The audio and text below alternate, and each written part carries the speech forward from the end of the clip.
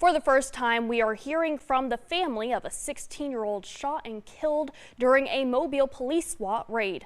The boy's mother has filed a federal lawsuit against the city of Mobile, and as WKRG News 5 Asher Red reports, the family says the teen's death could have been prevented.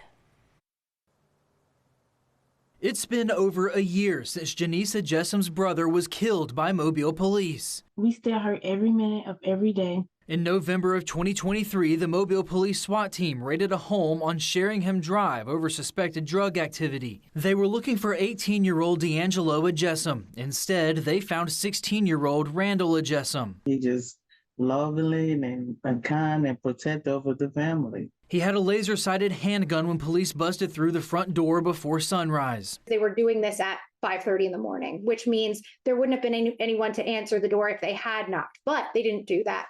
Elizabeth Bailey is representing the Adjessom family in court, and she says officers briefly announced themselves once, but it was too late. It is simultaneous or slightly after the door is broken down that the police announce their presence. This is, by all purposes, a no-knock warrant. The lawsuit alleges that only 38 seconds had elapsed from the time that officers surrounded the home to the time they breached the front door. Only 11 seconds later, the lawsuit says Adjessom was shot 4 times by an officer who spotted a gun in his hands.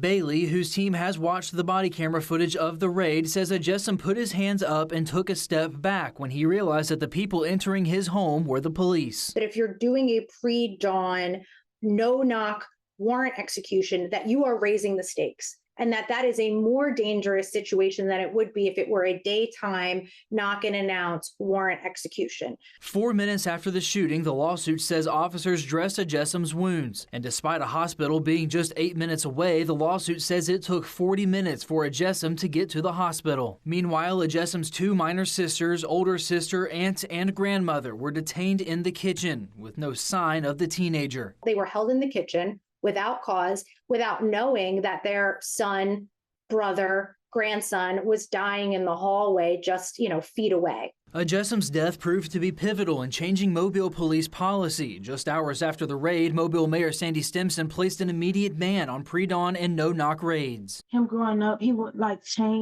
want to make a change in the community for the better. But I wouldn't think it would be something like this. Adjessom had ambitions to own a landscaping company after his graduation from Davidson High School. His family says the teen would spend his weekends cutting grass for everyone on the block. Meanwhile, both the city and the police department say they cannot comment on pending litigation. In Mobile, I'm Asher Red, WKRG News 5.